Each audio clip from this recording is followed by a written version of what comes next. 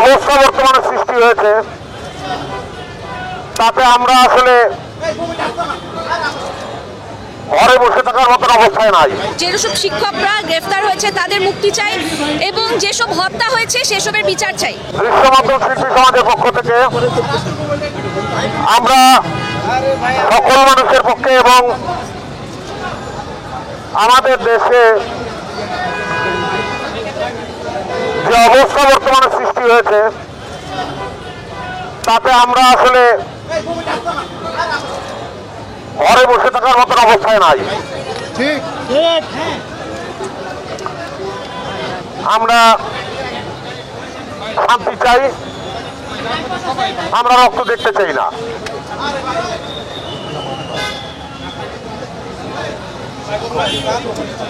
আমরা সকল নির্যাতন, গোলাগুলি, হত্যা, রক্ত এগুলো দেখতে চাই না। এগুলোর বাইরে আমরা থাকতে চাই, আমরা শান্তি চাই। ধন্যবাদ। একটা প্রশ্ন ছিল, যারা এই আন্দোলনে অংশ নিয়েছে সরকার তাদেরকে ভিন্নমত হিসেবে আখ্যায়িত করার চেষ্টা করেছে, জামাত শিবির বলে আখ্যায়িত করার চেষ্টা করেছে। আপনাকেও কি আজকে সেই ট্যাগ দেওয়া হবে কিনা, আপনার কি মনে হয়? আমি আজকে সাধারণ মানুষ এবং সবাই সাধারণ মানুষ।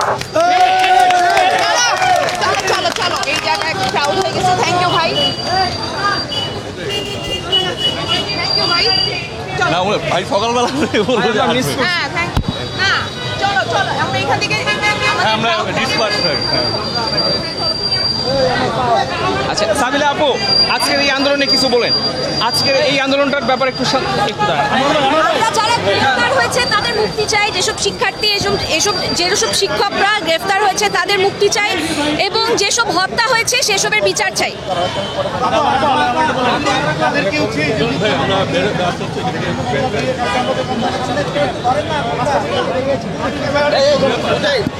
আমাদের এই সবাই সামনে চলে আসেন না প্লিজ। আমরা চাই যে কে এসছে এখানে, কারা এসছে এসব নিয়ে ফোকাস না করে ফোকাসটা চাই আমাদের মেইন ইস্যুটা নিয়ে, যে যারা গ্রেফতার হয়েছে আমরা তাদের মুক্তি চাই, মিথ্যা মামলা যারা গ্রেফতার হয়েছে এবং যাদের হত্যা হয়েছে সেসব হত্যার বিচার চাই। আচ্ছা, আমরা দেখেছি বিভিন্ন জবাইদের মধ্যে কিন্তু পুলিশই হত্যা হয়েছে কিংবা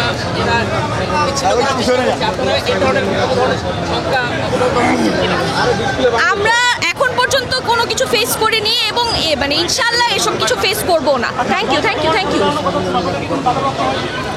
না এখন পর্যন্ত হয়নি। Thank you thank you.